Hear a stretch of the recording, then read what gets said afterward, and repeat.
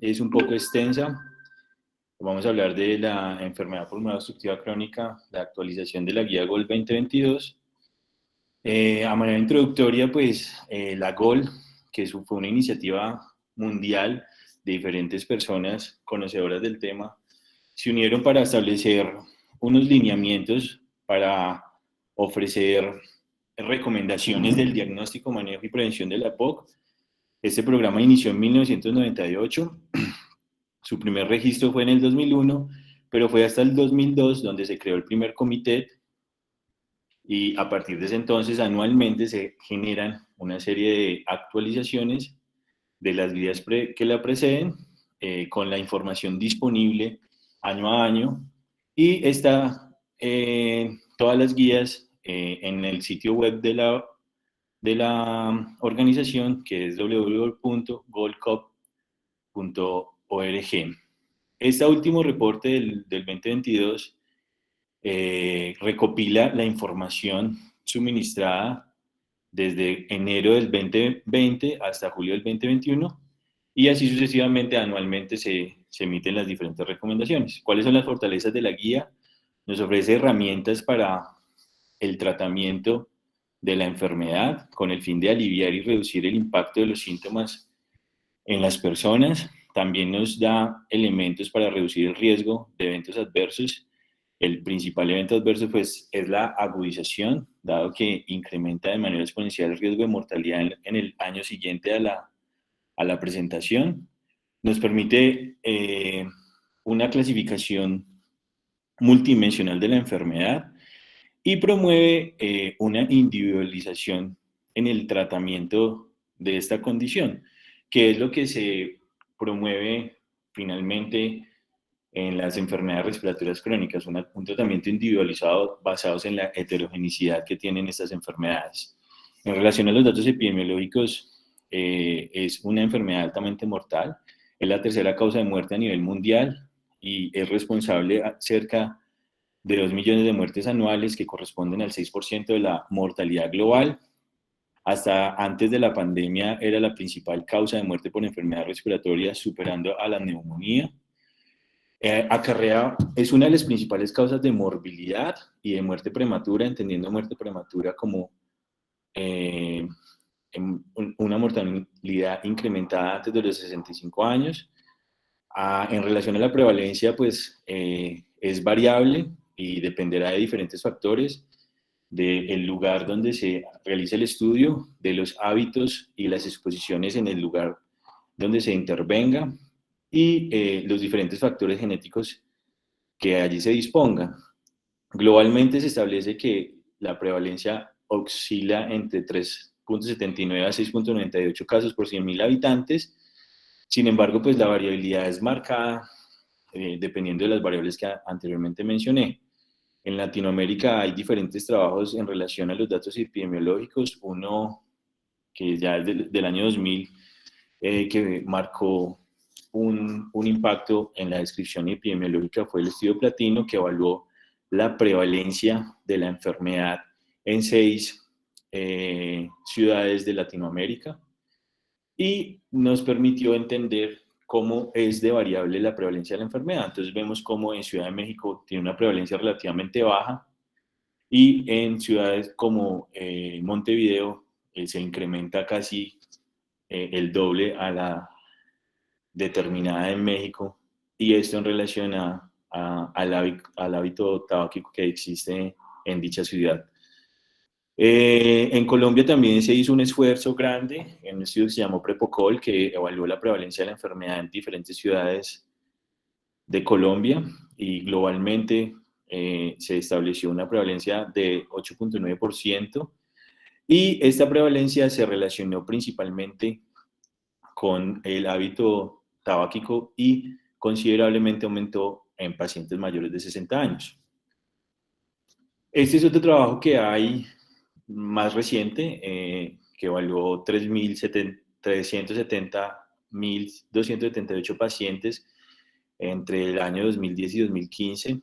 Evaluaron tanto registros por RIPS como diagnósticos espirométricos y trataron de establecer la prevalencia de la enfermedad y se ajustaron a la edad, a subregistros y subdiagnósticos y globalmente establecieron una prevalencia del 5.13%. Y de manera destacable establecieron a Caldas como una de las regiones con mayor prevalencia de la enfermedad. En relación a la definición, esta es la definición que aparece en la guía textualmente y le describen la enfermedad como una condición común, prevenible y tratable, que se caracteriza principalmente por la presencia de síntomas respiratorios persistentes, una limitación al flujo de aire que está en relación a anormalidades alveolares y de las vías respiratorias, y generalmente es causada por una exposición significativa a partículas o gases nocivos. Si bien es cierto, esto es una definición amplia, me parece que queda un poco corta en relación a otros aspectos de la enfermedad, y en virtud de ello, pues yo traje a colación la definición que a mí más me gusta de esta condición, que fue descrita por el doctor Horacio Giraldo, que es internista neumólogo en Bogotá, en Marley, que describe la enfermedad como una enfermedad crónica y progresiva que se caracteriza por inflamación sistémica. Ese punto me parece importantísimo porque la enfermedad de la POC, si bien es cierto que tiene mayor impacto a nivel pulmonar, es una enfermedad sistémica y se caracteriza por inflamación. Esta condición es principalmente, la inflamación es principal en el parénquima pulmonar y las vías aéreas, causa destrucción alveolar y limitación al flujo aéreo, y esta limitación al flujo aéreo no es completamente reversible. Esto conlleva atrapamiento aéreo, hiperinsuflación dinámica, que se traduce en disnea progresiva, desacondicionamiento muscular, tos y expectoración en diferentes grados de severidad.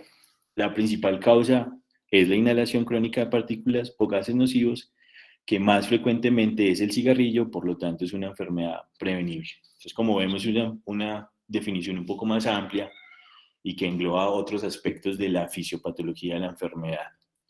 Otras definiciones importantes a tener en cuenta, el enfisema pulmonar es un término netamente anatomopatológico y hace referencia a la destrucción de la unidad respiratoria distal. Esta destrucción es predominantemente en los lóbulos superiores y puede ser centrolobular, panacinar o paraseptal.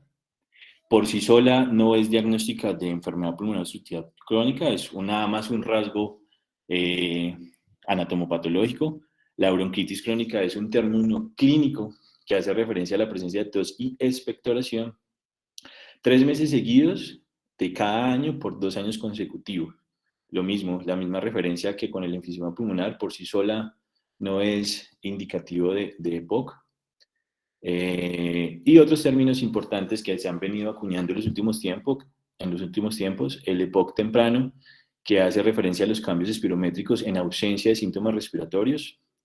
El EPOC en pacientes jóvenes es el diagnóstico preciso espirométrico de EPOC en el grupo etario comprendido entre los 20 y 50 años y se ha relacionado con una declinación más profunda de la función pulmonar y una fase de pre-EPOC, que son aquellos pacientes que tienen síntomas respiratorios crónicos, pero que las pruebas de función pulmonar no logran documentar una obstrucción al flujo aéreo.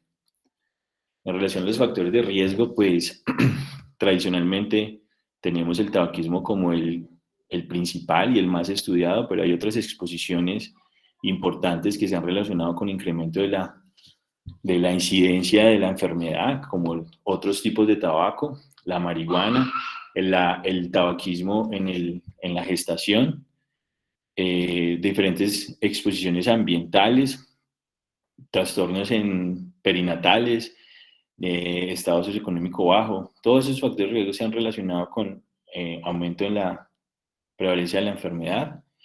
En los últimos años se ha venido estudiando de manera importante factores predisponentes del huésped, como son los factores genéticos. Ya tenemos presentes desde hace mucho tiempo que el déficit de alfa-1 antitripsina, que es una proteasa, se relaciona con incremento del riesgo de EPOC, principalmente en personas jóvenes, y se caracteriza en relación a presencia de enfisema extenso y de ubicación anatómica anormal. Y hay otras mutaciones que se han relacionado con un incremento o un deterioro de la función pulmonar más progresivo de lo normal, como es la mutación del gen MP12 y alteración en los receptores de acetilcolina. Otros factores relacionados con el incremento del riesgo de la enfermedad son la edad. A mayor edad, mayor riesgo de presentación de la EPOC. Si bien es cierto, para los años 70 y 80 había una mayor prevalencia de la enfermedad en los hombres, sin embargo, esta prevalencia se ha equiparado en relación a un equiparamiento también en el hábito tabáquico y la prevalencia es equivalente en ambos géneros. Sin embargo, las mujeres se relacionan con enfermedades más severas y de progresión más rápida. Factores perinatales como el bajo peso al nacer, infecciones pulmonares en la infancia, la presencia de asma se ha relacionado también con incremento de la enfermedad. Y el VIH y la tuberculosis, aunque la tuberculosis paulatinamente ha venido perdiendo fuerza como un factor de riesgo porque tiene mecanismos inflamatorios intrínsecos diferentes y producen una enfermedad principalmente restrictiva más que obstructiva. Esta gráfica es de un estudio del 2015 que revalidó o nos cambió el paradigma de que los pacientes con EPOC tenían una pérdida progresiva y rápida de la función pulmonar, y lo que en este estudio quedó un poco desvirtuado, y sugiere que hay algunos pacientes, algunas personas que no alcanzan una madurez pulmonar normal. Entonces hay un grupo de personas que la madurez pulmonar se alcanza a los 20 años y hay un grupo de personas que solo llegan a un 70% de la madurez pulmonar y tienden a declinar normalmente la función pulmonar y pueden llegar, si se interactúa con factores exposicionales, al desarrollo de EPOC. Y aquellos pacientes que tienen un desarrollo pulmonar normal, por interacción con los factores exposicionales, pero con una mayor intensidad, son esos pacientes que tienen declinaciones rápidamente progresivas. Entonces, basados en este estudio, surge la hipótesis de que una pobre maduración pulmonar podría ser un elemento importante a tener en cuenta en la génesis de la EPOC. En relación a los mecanismos fisiopatológicos, lo voy a mencionar rápidamente. Hay un factor exposicional que principalmente es la EPOC o otros factores ambientales que conlleva una amplificación y, producción, un estado proinflamatorio a nivel del microbioma pulmonar. Hay una inhibición de las antiproteasas y los antioxidantes que genera finalmente un estrés oxidativo, y el estrés oxidativo conlleva a los cambios fisiológicos e histológicos de la EPOC. Hay una activación anormal del sistema inmune adaptativo con activación de proteasas que conllevan a la destrucción de la pared alveolar, el enfisema, disfunción del estado mucociliar que conlleva tapones de moco, hipersecreción de moco y fenómenos reparativos anormales. Y esto finalmente, en fases avanzadas, hay una activación de la vía profibrótica que conlleva finalmente a una destrucción de la unidad respiratoria terminal. Entonces aquí vemos como en el lado derecho de la imagen una vía aérea completamente normal en comparación con una vía aérea de un paciente con EPOC, donde vemos la destrucción de los sacos alveolares, disfunción del sistema mucociliar y exceso de producción de moco y falta de aclaramiento y alteración bronquiolar, que finalmente eso conlleva a todos los síntomas relacionados con la enfermedad y declinación rápida de la función pulmonar. En relación a las manifestaciones clínicas, la disnea y la tos son los dos principales síntomas. La disnea es el síntoma cardinal que genera una gran discapacidad y se acompaña de otros trastornos asociados como ansiedad, depresión, pérdida de actividad, y puede ser descrita por los pacientes con diferentes representaciones. Lo pueden describir como una respiración pesada, un esfuerzo para respirar, una pesadez, jadeo, falta de aire. Teniendo en cuenta que la disnea es el síntoma cardinal, la tos es el síntoma primario. Puede preceder a la disnea entre 1 a 2 años, usualmente es seca y se relaciona con el factor exposicional afín a la enfermedad. Y inicialmente puede ser de manera intermitente, pero va progresando hasta transformarse en un verdadero problema. Y el tercer elemento sintomático importante a tener en cuenta es la expectoración, porque nos da elementos para definir qué fenotipo de la enfermedad es, y es predominantemente bronquítica cuando hay tos y expectoración, como lo había mencionado anteriormente, más de 3 meses al año por 2 años consecutivos, y también, dependiendo de la producción, nos puede ayudar a evaluar otros diagnósticos diferenciales o sobre posiciones de enfermedades respiratorias como las bronquiectasias, y nos ayuda a evaluar la presencia o ausencia de infecciones bacterianas en las agudizaciones. Clínicamente, pues encontraremos sibilancias variables, pueden ser respiratorias o roncos. Eh, Puede haber alteraciones en la caja torácica, otras manifestaciones extrapulmonares como fatiga, pérdida de peso, anorexia. En etapas avanzadas puede haber datos clínicos de falla cardíaca derecha, y siempre hay una relación estrecha entre la enfermedad pulmonar obstructiva crónica y trastornos de índole psiquiátrico como depresión y ansiedad que genera la propia enfermedad.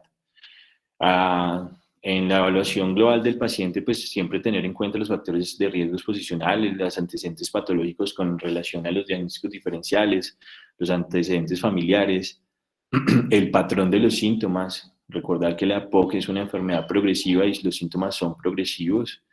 El historial de agudizaciones y hospitalizaciones nos ofrecen información valiosa para la clasificación de la enfermedad y el impacto de la misma, la presencia o no de comorbilidades y el impacto de la enfermedad sobre la calidad de vida de los pacientes. Una vez ya tenemos unos síntomas favorables de la enfermedad y logramos identificar unos factores de riesgos, pasamos a el estudio o tratar de documentar la obstrucción al flujo aéreo, que es el rasgo característico de la enfermedad, y esto lo hacemos a través de la espirometría. La espirometría es una medida objetiva, reproducible, de fácil acceso y un método no invasivo que nos permite medir nos permite medir la obstrucción y el grado de obstrucción al flujo aéreo. Tiene una buena sensibilidad, pero carece de una buena especificidad. Definimos obstrucción fija del flujo aéreo cuando hay una relación del volumen expiratorio en el primer segundo y una capacidad vital forzada menor a 0.70 en la variable postbroncohilatador. Esto principalmente es sensible en las personas mayores de 65 años, pero se puede subestimar en los pacientes más jóvenes. Por lo tanto, en los jóvenes no nos basamos en la relación como tal, sino en el límite inferior de la normalidad de la ecuación utilizada para definir si hay obstrucción al flujo aéreo o no. Es decir, que si la relación BEF1, capacidad vital forzada, postbroncohilatador, es menor al límite inferior de la normalidad dado por la ecuación de referencia, pues estaremos ante una obstrucción al flujo aéreo. La reversibilidad con el broncohilatador en la EPOC no tiene ninguna relevancia, no, como lo sucede en el asma. Y anteriormente en las guías anteriores, habían desarrollado la posibilidad de la espirometría en pacientes con riesgo de paratamización. Sin embargo, en los diferentes trabajos, pues no hubo ningún impacto favorable en salud pública en realizar tamizaje en pacientes fumadores, por lo tanto no se utiliza como una estrategia en este sentido. Entonces, finalmente la espirometría, aparte de ofrecernos el diagnóstico, tiene otras utilidades importantes, como la determinación de la severidad de la obstrucción al flujo aéreo, y nos permite hacer la evaluación en el seguimiento para tomar decisiones terapéuticas desde el punto de vista farmacológico y no farmacológico, y también identificar aquellos que tienen declinaciones de la función pulmonar rápida, como un rasgo a tratar en la enfermedad.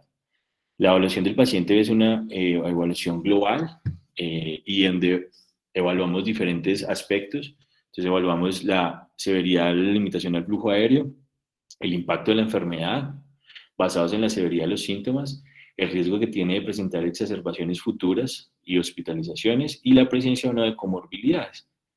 En relación a la severidad al flujo aéreo, pues la severidad la medimos básicamente con el volumen expiratorio forzado en el primer segundo. Es una medida netamente espirométrica y se clasifica de manera numérica en GOL 1, 2, 3 y 4, que corresponde a leve, moderada, severa, dependiendo al volumen expiratorio forzado en el primer segundo post-broncodilatador. Entonces, si es mayor al 80% del predicho, es una obstrucción leve. Si entre el 50 y el 80% es una obstrucción moderada, entre el 30 y el 50% es una obstrucción severa, y menor al 30% es una obstrucción muy severa. En relación al impacto de los síntomas en la de los síntomas en la POC, hay diferentes escalas validadas, pero la GOL o la guía recomienda utilizar la escala modificada de Disnea, MMRC, y una clasificación unimodal que se llama la CAT. La MMRC no, únicamente evalúa el grado de disnea que presenta el paciente de acuerdo a la actividad física que hace. Esta escala está ampliamente ya descrita, fue descrita en los años 60 y modificada unos 6, 7 años después. Y la escala CAT es un score mucho más amplio donde evalúa diferentes puntos del paciente, tanto síntomas como impacto en la actividad física, y nos ofrece una puntuación. Entre la puntuación mayor sea, pues hay un mayor impacto en la enfermedad y un mayor riesgo de complicaciones futuras, y se toma como puntos de corte para definir un paciente de alto riesgo como una disnea MMRC de 2 o un CAT, score de CAT mayor a 10 puntos. También es importante, siempre se debe evaluar en la medida de lo posible el impacto que tiene la enfermedad en la calidad de vida, y para eso se han identificado y diseñado diferentes modelos de cuestionarios que determinan qué tanto impacto en la calidad ha tenido la enfermedad. El más tradicional y ampliamente utilizado es el St. George, pero es importante saber que existen otros cuestionarios como el cuestionario de la EPOC, el cuestionario respiratorio, que nos permiten evaluar este ítem que es fundamental en el tratamiento y evaluación de la enfermedad. El otro punto a resaltar cuando se evalúa al paciente con EPOC es el riesgo que tiene de presentar exacerbaciones.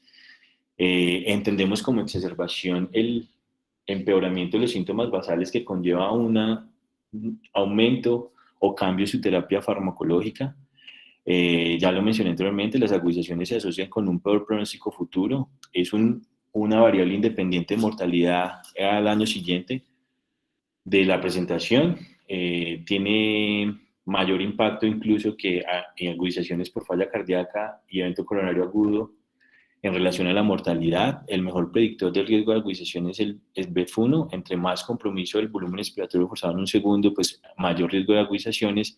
Y cuando el BEF1 es menor a 1 litro, este riesgo se incrementa de manera exponencial.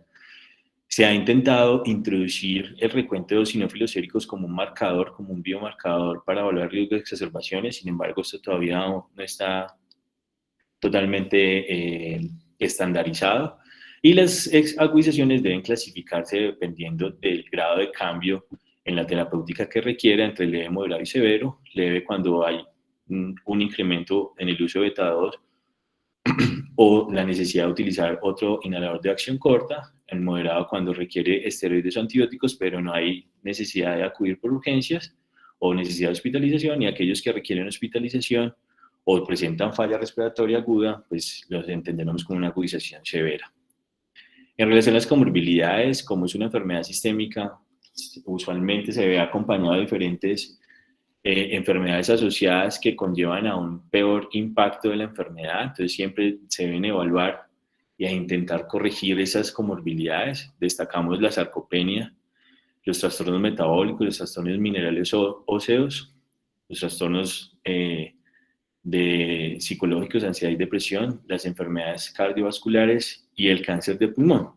En este escenario en particular, la guía tiene un avance o alguna nueva recomendación en el tamizaje de cáncer de pulmón basados en el Task Force de la los servicios de prevención de los Estados Unidos, quienes recomendaron y quedó implícito en la guía que los pacientes entre 50 y 80 años con índice tabáquico mayor o igual a 20 paquetes año y quien tiene tabaquismo activo o cesación tabáquica menor a 15 años requieren una tomografía de baja dosis anual como medida de tamizaje de cáncer de pulmón. Una vez ya hemos hecho una evaluación del paciente con la EPOC, pues vamos a establecer, lo debemos ubicar, o la recomendación es ubicarlo en uno de estos 4 cuadrantes basados en la historia de agudizaciones y basados en el impacto de la enfermedad o los síntomas. Los pacientes que son altamente sintomáticos, o sea, que tienen una MMS mayor a 2 y un CAN mayor a 10 puntos, se ubican en este lado derecho de la tabla, en el lado B y D, y aquellos pacientes con menores síntomas los ubicamos en el lado izquierdo de la tabla, son A y C, y dependiendo del grado de el historial de agudización, pues los ubicaremos entre C, aquellos pacientes que agudizan pero que tienen pocos síntomas, o D, que es el cuadrante más adverso y el peor perfil clínico, que tiene muchos síntomas en la vida diaria y tiene un alto riesgo e historial de agudizaciones. El objetivo del tratamiento finalmente es llevar a todos los pacientes a un perfil de bajo riesgo, que sería el perfil A, que son pocos síntomas y bajo riesgo e historial de agudizaciones. Siempre tener en cuenta que cuando hay una discordancia entre los síntomas relacionados principalmente la disnea con el estudio espirométrico, o sea, no se correlaciona con el grado de obstrucción al flujo aéreo, se debería ampliar el score y el panorama y el abanico de estudios. Entonces hay que complementar los estudios de función pulmonar, tanto estáticos como dinámicos, hacer una evaluación tomográfica de la estructuralidad pulmonar con el fin de ver diagnósticos diferenciales y rasgos tomográficos o parenquimatosos de EPOC, y definitivamente cuando ya todos estos elementos se han agotado y no encontramos una relación directa de los síntomas con los hallazgos, pues hay que ampliar el diagnóstico diferencial de la disnea.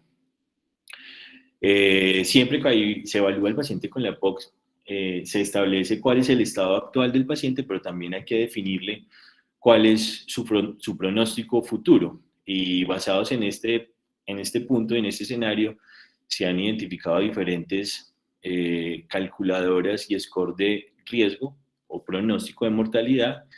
La que recomienda la guía es la puntuación BODE, que evalúa, es un score que tiene diferentes puntos a evaluar. La obstrucción al flujo aéreo, el grado de disnea, la tolerancia al ejercicio basados en la caminata de 6 minutos y el estado nutricional, nos ofrece una puntuación y esa puntuación nos determina una sobrevida a 4 años. Entre mayor puntuación, pues una sobrevida más adversa en los próximos 4 años. Hay una modificación o una variable del score que ante la no posibilidad de tener el test de caminata de 6 minutos puede utilizarse el antecedente de agudizaciones en el año previo, que se llama el score de Bodes, es igual altamente sensible y reproducible y nos ofrece una información igualmente válida. Y hace algunos meses me encontré esta escala pronóstica que no está en la guía, pero a mí me gustó mucho porque introduce las comorbilidades como un factor fundamental y marcador individual de pronóstico en los pacientes con EPOC. Entonces utiliza el índice o el score de Charleston para determinar qué tanta mortalidad va a tener en los próximos 5 años esta persona, basados también en la obstrucción, la disnea y las agudizaciones. Entonces probablemente será a futuro más evaluado este score y probablemente sea introducido en las recomendaciones futuras. Las ayudas diagnósticas, lo había mencionado anteriormente, se utilizan en casos específicos, utilizamos la tomografía para ver estigmas de enfermedad por tabaquismo, enfisema, bronquiectasias, pero también para evaluar diagnósticos diferenciales como cáncer pulmonar, enfermedades intersticiales y otras, entre otras. Hay otros estudios de función pulmonar que son válidos tanto en el diagnóstico como para evaluar el pronóstico, los volúmenes pulmonares, la relación entre el volumen residual y la capacidad pulmonar total nos determinan un posible atrapamiento aéreo y se han relacionado con una mayor mortalidad. La difusión es un muy buen marcador, o es un marcador que nos indica el intercambio gaseoso, la integridad de la interfase alveolo-capilar, y usualmente no deben estar, sí, debe estar disminuido, pero no de manera tan marcada. Cuando hay una disminución profunda de este marcador de función pulmonar, nos obliga a buscar otras causas de coexistentes o un diagnóstico diferencial como hipertensión pulmonar, enfermedad intersticial o cáncer de pulmón. Y la caminata de 6 minutos es un marcador fundamental para evaluar la tolerabilidad al ejercicio. Las pruebas de función pulmonar, hay unas pruebas de función pulmonar estáticas, que son la espirometría, la difusión, los volúmenes, donde evalúan la función del pulmón en reposo. Y hay otras medidas que son dinámicas, dentro de las que se encuentra la caminata de 6 minutos, la ergospirometría, que nos permiten evaluar la tolerabilidad de la actividad física de los pacientes con la EPOC. Y también nos permite evaluar, nos ofrece información en relación a la mortalidad y al impacto que tienen diferentes estrategias, principalmente la rehabilitación, como marcador pronóstico. Se ha establecido un punto de corte de 350 metros como un límite superior para definir que los pacientes que recorren una distancia menor a esta, pues tienen una mayor mortalidad comparados con los que recorren una distancia mayor. Algunas ayudas diagnósticas adicionales también están disponibles y son individualizadas por cada caso en particular. El screening de déficit de alfa-1 antitripsina se utiliza en pacientes menores de 40 años, quienes tienen enfisema y un grado de enfermedad que difiere de sus antecedentes exposicionales. El déficit de alfa-1 antitripsina en relación a la carga de la enfermedad de la POC corresponde solamente al 1%, pero siempre hay que tenerlo en cuenta. Los gases arteriales los utilizamos para evaluar la necesidad o no de suplencia de oxígeno domiciliario como marcador de sobrevida, pues, y diferentes biomarcadores se han utilizado tanto para las agudizaciones como para la evaluación de futuras exacerbaciones, principalmente los eosinófilos, y ahorita más adelante vamos a ver qué relación tienen los eosinófilos en relación a los cambios en la terapéutica.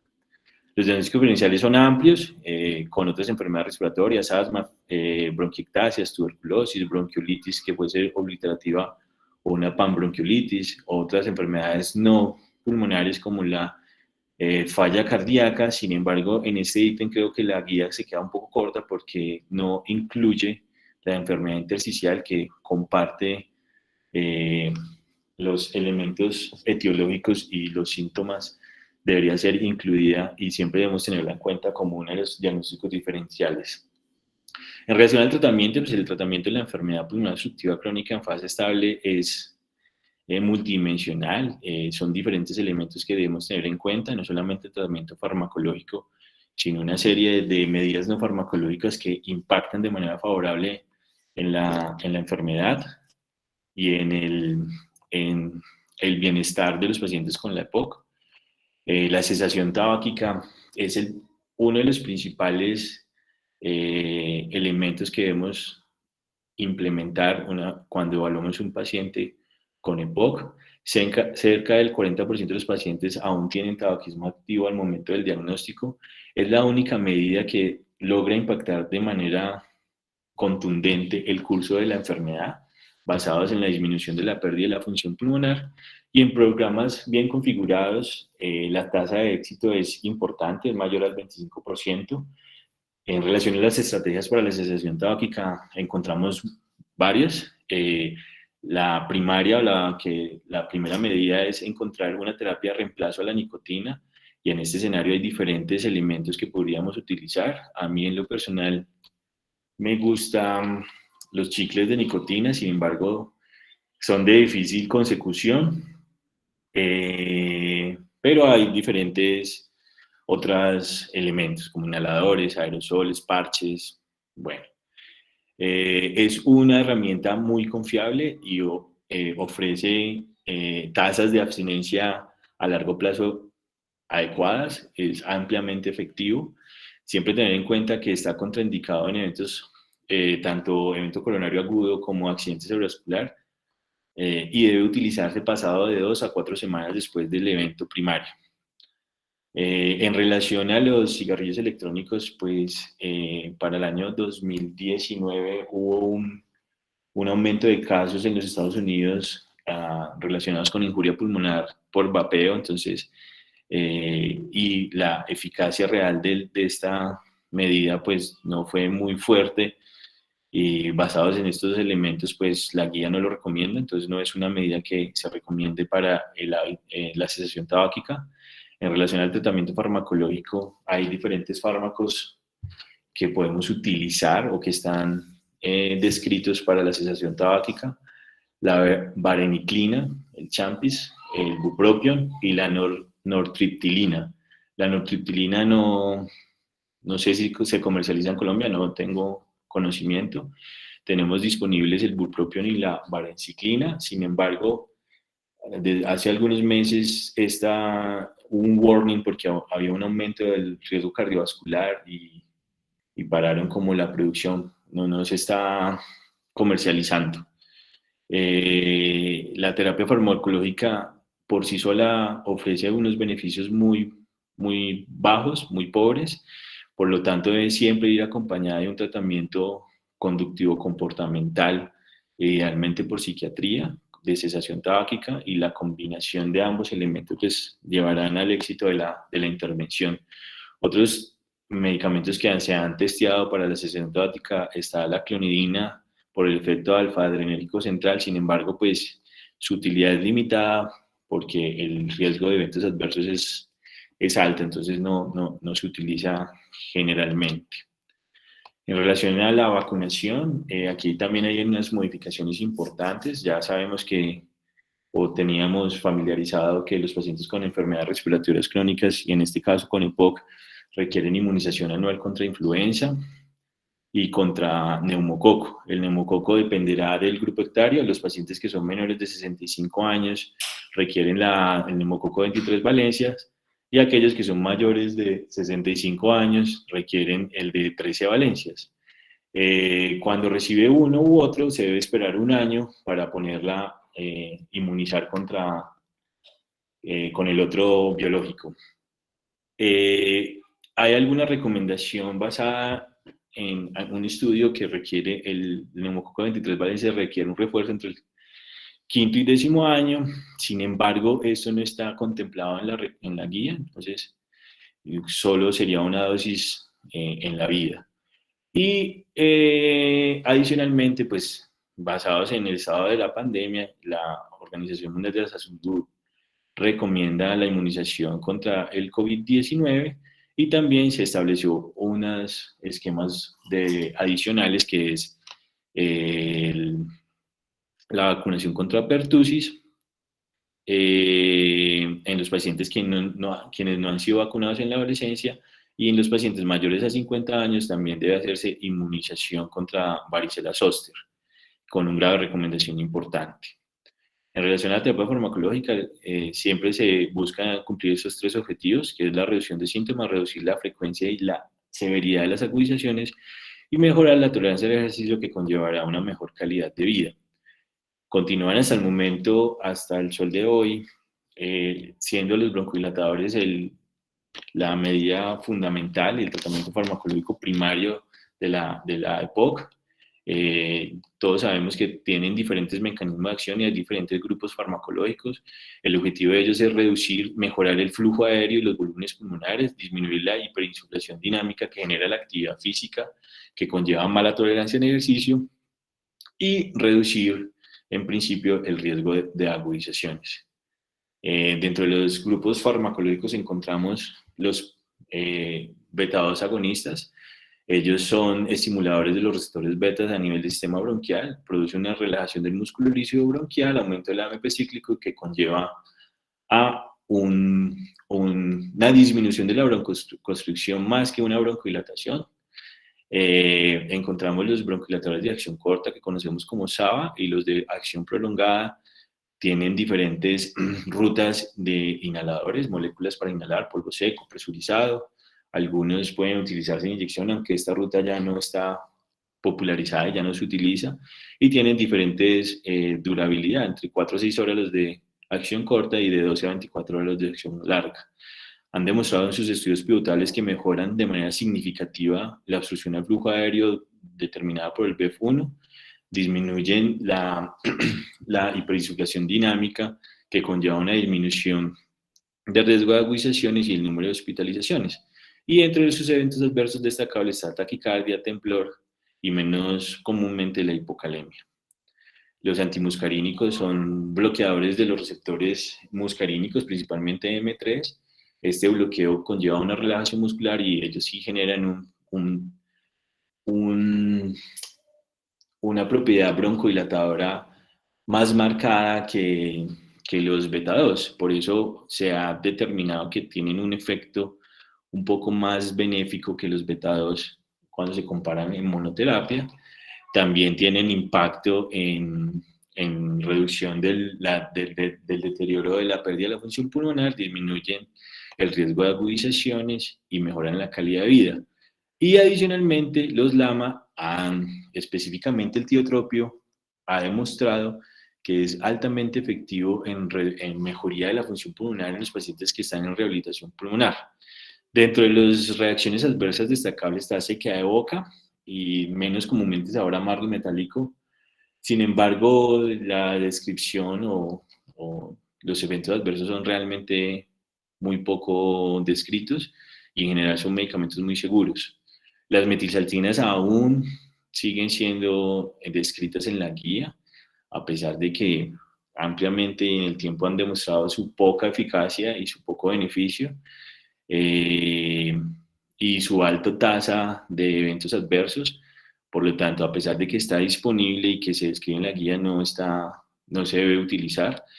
Este artículo, que es del 2018 en JAMA, pues evaluó la eficacia que tiene la teofilina a dosis baja en corticoides inhalados en pacientes con EPOC de diferentes grados de severidad, y pues el uso de teofilina no demostró ningún impacto en comparación con placebo, y basados en esto pues no tiene ninguna cabida, ningún beneficio y no debe ser utilizados.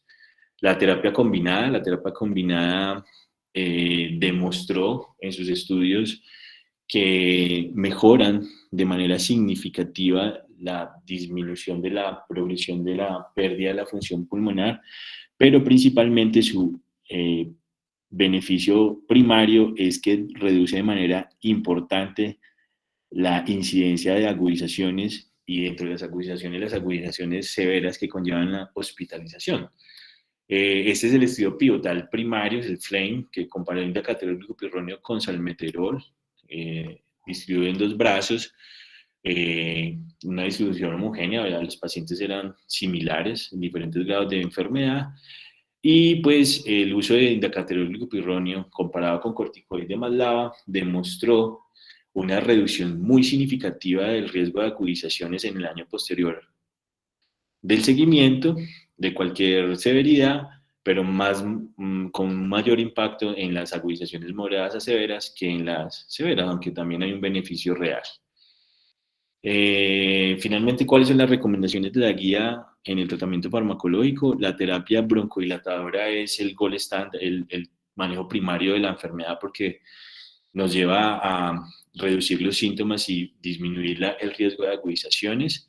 Los broncodilatadores de acción corta, la cavidad actual que tiene es utilizarlos a necesidad, de acuerdo a los síntomas.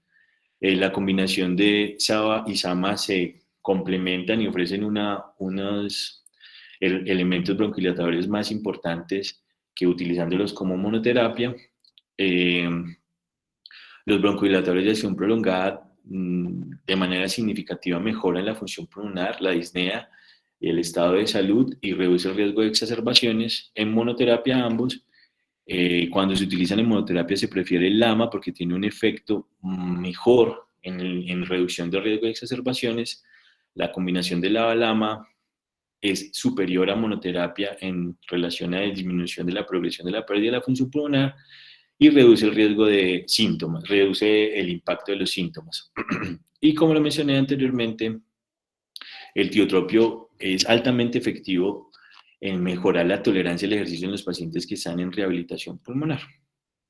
En relación a los antiinflamatorios, hay diferentes moléculas que se han testeado para evaluar la efectividad de estas terapias en en el riesgo de agudizaciones y en el curso de la enfermedad. Los corticoides inhalados, que han sido satanizados en los últimos años en relación al aumento del riesgo demostrado en algunos estudios del riesgo de neumonías graves y de mortalidad. Sin embargo, y también la falta de eficacia en monoterapia. En monoterapia no tiene ninguna utilidad, no impactan el BEF1, no impactan el riesgo de agudizaciones ni impactan en la mortalidad. Hay algunos registros, como lo mencioné anteriormente, que determinaron que aumentaban la mortalidad por cualquier causa. Sin embargo, hay algunos escenarios específicos donde los corticoides inhalados sí tienen importancia y relevancia y deben ser introducidos. Y entonces, en ese orden de ideas, la guía nos ofrece esta semaforización de uso o cuándo considerar el inicio de corticoides inhalados. Y lo determina con un grado de soporte fuerte, un grado de recomendación fuerte, que aquellos pacientes que tienen historial de agudizaciones frecuentes, que puede ser más de 2 agudizaciones en el año previo, o quienes tienen un recuento de eosinófilos mayores a 300, o quienes en su historial médico tienen asma en la infancia. Este grupo poblacional sí tiene un beneficio fuerte de utilizar corticoides inhalados. Se puede considerar el uso cuando hay una agudización en el año previo o cuando el recuento de eosinófilos está entre 100 y 300. Se pone en una balanza de riesgo-beneficio y se podría utilizar, y definitivamente no debe utilizarse en aquellos pacientes quienes tengan neumonías a repetición o que tengan agudizaciones infecciosas frecuentes, o en quienes el recuento de eosinófilos es menor a 100 o que tienen historial de infección por micobacterias, por tuberculosis o micobacterias no tuberculosas.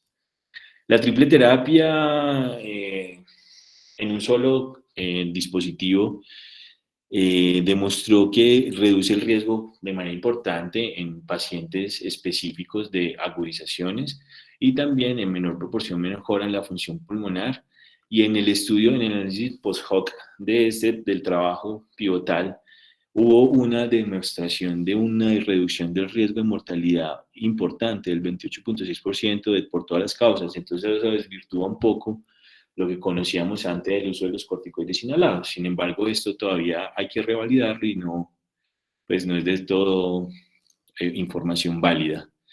Nuevamente, la utilidad de la triple terapia es en pacientes con EPOC severos que tienen limitación, pero sobre todo que tienen agudizaciones frecuentes. Estas son las recomendaciones, pues es lo que acabo de mencionar anteriormente, con un grado de evidencia importante. Este es el estudio pivotal de la triple terapia en un solo dispositivo que utilizó fluticasona, bilaterol, umeclidinio. Lo compararon con umeclidinio bilanterol como terapia basolava-lama y el uso de la triple terapia demostró una reducción importante en el riesgo de agudizaciones, sobre todo en aquellos pacientes que tenían eosinófilos séricos mayores a 300. Los glucocorticoides orales pues no tienen ninguna, al uso crónico no tienen ningún beneficio, aumentan el riesgo de eventos adversos que ya todos conocemos, y el efecto o la importancia de esta medicación es en la agudización, y donde sí tiene un impacto importante en el curso de la enfermedad.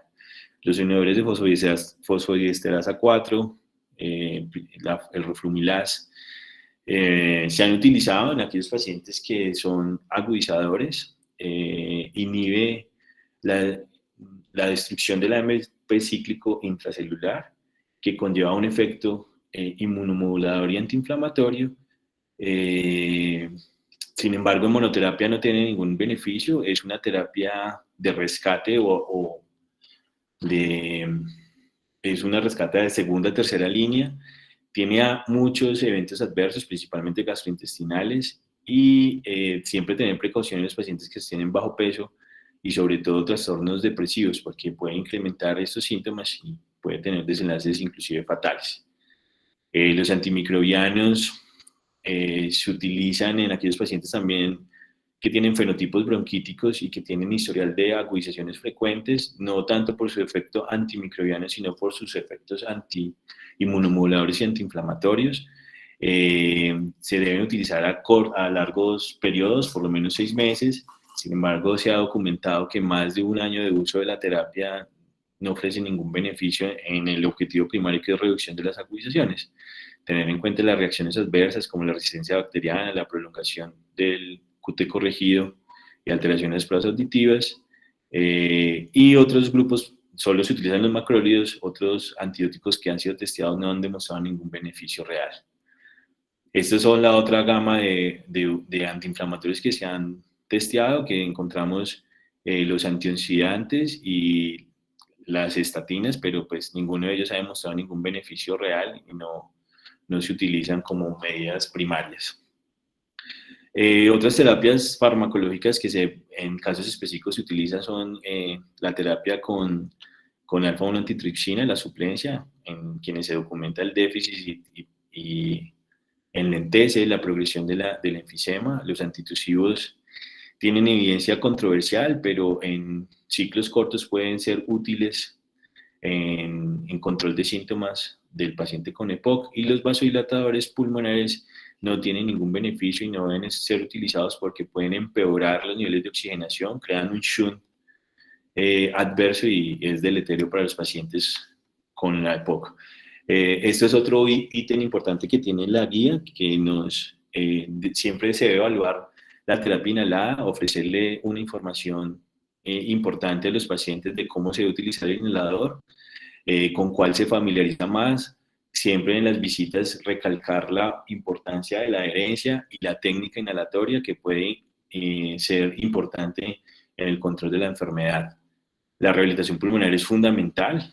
La actividad física es fundamental para pacientes con EPOC, mejora la percepción de disnea, mejora el estado clínico y la calidad de vida, disminuye el riesgo de hospitalizaciones. Todos los pacientes que estén en cuadrantes adversos de la enfermedad deben estar en un programa de rehabilitación pulmonar formal. Y ya después de un programa formal, pues hay unos programas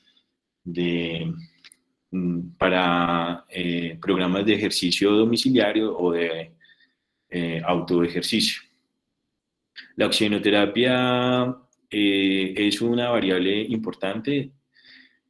En los pacientes específicos que tienen indicación, es una medida que impacta favorablemente en mortalidad, es el único beneficio que tiene. Ya vamos a ver cuáles son las indicaciones. Y el soporte ventilatorio domiciliario es muy escueto la recomendación. ¿Quiénes se benefician? Aquellos pacientes quienes han tenido hospitalización reciente entendemos en los últimos 3 meses, quienes tienen muchos síntomas en el día a día y que tienen hipercapnia diurna persistente, y entendiendo una hipercapnia marcada como mayor a 52 milímetros de mercurio, esto sobre el nivel del mar. Sin embargo, pues cuando se va a determinar ventilación domiciliaria, pues se debe evaluar cada caso en particular porque no es una medida muy utilizada. En relación a la prescripción de oxígeno, entonces, ¿quiénes son tributarios a oxigenoterapia? Aquellos pacientes quienes se documentan hipoxemia en reposo, definido como una PO2, una presión arterial de oxígeno menor a 55 milímetros de mercurio, o una saturación de oxígeno menor a 88, o una presión arterial de oxígeno entre 55 y 60, pero quienes tengan falla cardíaca o eritrocitosis. Recordar que estos valores numéricos son a nivel del mar, entonces aquí en Manizales debe uno ajustarse de acuerdo a cada caso en particular. La prescripción de oxígeno se da para mantener niveles de oxigenación igual o mayor al 90%, y para que sea útil e impacte en la mortalidad, por lo menos debe tener 15 horas diarias de oxígeno, idealmente 18 horas. Y este es un nuevo elemento que introduce la guía, que se debe reevaluar entre 90 y 60 días la utilidad y el beneficio de la terapia con oxígeno, y qué tanto utilidad le está haciendo, pues qué tanto está siendo utilizado el soporte por el paciente, dado que muchos utilizan el oxígeno cortos periodos que no tienen ningún impacto, entonces en ese escenario se podría retirar el soporte. En relación a la intervención mismo, lo voy a mencionar rápidamente, hay diferentes estrategias quirúrgicas, tanto abiertas como endoscópicas, y trasplante pulmonar, con el fin de todas estas medidas con fines netamente paliativos, con el fin de reducir el riesgo, el impacto de la enfermedad, o sea, los síntomas. Cada caso en particular se evalúa en un grupo de expertos para definir la pertinencia o no de estos procedimientos. Un capítulo aparte para el estado nutricional y la EPOC. La caquexia es altamente prevalente en los pacientes con EPOC avanzada, entre 20 y 40%, y eso está directamente relacionado con un deterioro en la calidad de vida, pérdida de la función pulmonar, pérdida de la función muscular, que conlleva a disminución en la capacidad del ejercicio. Ya los diagnósticos de caquexia se basan en la determinación del índice de masa corporal, y basados en eso hay diferentes estrategias para hacer, no solamente desde el punto de vista nutricional, sino desde el punto de vista de rehabilitación para mejorar estos parámetros, y que demuestran impacto en diferentes áreas. Mejora la prueba de caminata de 6 minutos, mejora la capacidad inspiratoria por fortalecimiento de los músculos inspiratorios principalmente, y globalmente mejora la calidad de vida. En relación al cuidado paliativo, es una medida en los pacientes con EPOC avanzada, en donde las diferentes estrategias farmacológicas no han podido impactar de manera favorable en el control de los síntomas, principalmente la disnea. Hay diferentes áreas a intervenir. La principal es el síntoma, que es la disnea. Allí en este escenario se han utilizado diferentes estrategias, los opioides, la estimulación neuromuscular de la reja costal, la utilización de corrientes de aire facial que ofrecen como una sensación de disminución de la disnea, y en algunos escenarios específicos la ventilación no invasiva podría ser una estrategia paliativa, el soporte nutricional, el acompañamiento psicológico y la educación, técnicas de ahorro de energía, todas esas estrategias están dentro del cuidado paliativo. En el seguimiento de los pacientes con EPOC, pues, después de hacer toda la aproximación e inicio del tratamiento, hay una reevaluación periódica para evaluar los síntomas, el riesgo de agudizaciones, si continúa fumando, las comorbilidades, y de acuerdo de acuerdo a la evaluación se realizan los ajustes tanto farmacológicos como no farmacológicos. Basados en los cuadrantes de clasificación de la enfermedad, pues uno inicia, la terapia inicial puede ser basada, usualmente podemos iniciar, o lo que recomienda la guía es iniciar un broncodilatador, o sea, monoterapia, que idealmente es LAMA, y de acuerdo a la revaloración, pues se determinará si hay un escalonamiento de la terapia. El grupo que más opciones terapéuticas tiene, pues son aquellos que están en un perfil de riesgo mayor, que son los del grupo D, que tienen más síntomas y agudizan más. En ese escenario podemos utilizar de entrada, inclusive, dependiendo de la alta carga, si están altamente sintomáticos, de entrada podemos utilizar la balama, y si hay niveles de eosinófilos muy elevados, pues podemos utilizar corticoide adicional o triple terapia. Siempre se reevalúa el impacto de la enfermedad, síntomas y el riesgo de agudizaciones. Se hacen las correcciones, ya sea la técnica inhalatoria, las medidas no farmacológicas, introducción a la rehabilitación pulmonar, cesación tabáquica, educación, y dependiendo de eso, de estas aproximaciones, pues se hacen los ajustes, que puede ser escalar en la terapia broncodilatadora, o la recomendación cuando ya está en terapia tope es modificar o cambiar las moléculas por otros dispositivos, otras moléculas, para ver qué impacto tiene. Y en caso de que venga bien, pues probablemente se pueda desescalar la terapia, entonces pasar de una terapia dual a una monoterapia. También, esta es la recomendación basada en los rasgos tratables. Entonces, cuando lo que más impacta al paciente es la disnea, miramos la posibilidad de escalar la terapia, siempre tener la consideración de hacer una modificación de la molécula y del dispositivo para ver si se adapta mejor al nuevo dispositivo y impacta en el síntoma. Y siempre concomitantemente se debe investigar otras causas que estén deteriorando la disnea. Cuando el problema principal son las agudizaciones, siempre ahí sí tener a la mano, de acuerdo al recuento de eosinófilos, la disponibilidad de corticoides inhalados, la triple terapia y en escenarios específicos el roflumilaz y aquellos que son fumadores activos y con un BF1 menor al 30-35%, los macrólidos a largo plazo. En las medidas no farmacológicas, tres escenarios puntuales de cesación tabáquica, promover la actividad física, ya sea en rehabilitación o la actividad física en casa, y la vacunación. Nuevamente, también debe hacerse cuando se evalúa al paciente una valoración del rasgo a tratar. Entonces, si es la disnea de las agudizaciones y hacer los ajustes necesarios dependiendo de cada caso particular. Y para terminar, un apartado adicional que tiene la guía, que no tenía las anteriores, que es la relación del COVID y la EPOC. Entonces tenemos que los pacientes con EPOC tienen unos mayores receptores de inhibidores de unos mayores receptores de convertidora de angiotensina. Sin embargo, a pesar de que tienen mayores receptores, la afinidad por el virus no es tan marcada en vivo, entonces la susceptibilidad de la enfermedad en la población en EPOC no ha sido tan fuerte. Esta receptores se han modulado, se modulan con la utilización de corticoides inhalados. Por eso es que la incidencia, este es la causa de que la incidencia de la enfermedad sea menor en los pacientes con asma. La EPOC no se ha identificado en los diferentes registros como un factor independiente de la infección por COVID-19 ni a un aumento en la mortalidad. En general se describe baja tasa de ingresos en los pacientes con EPOC en las unidades de cuidado crítico, o sea, una menor proporción de pacientes críticos con COVID-19. No hay una relación directa entre EPOC y el desarrollo de síndrome post-COVID.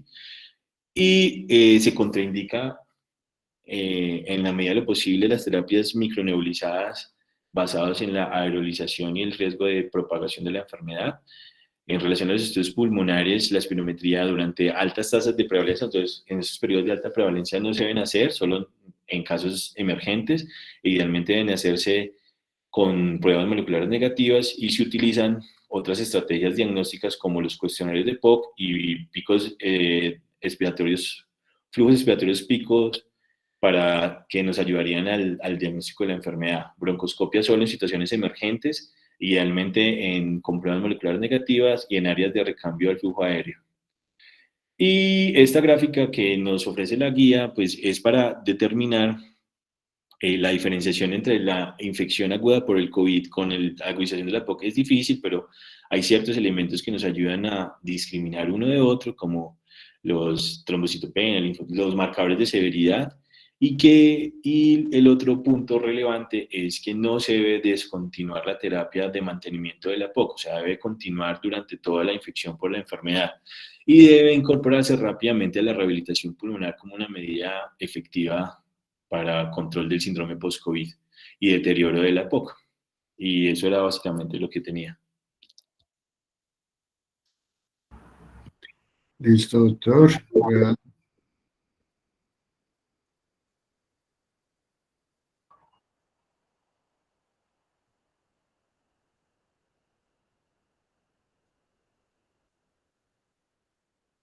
Bueno, muchas gracias, doctor Harold.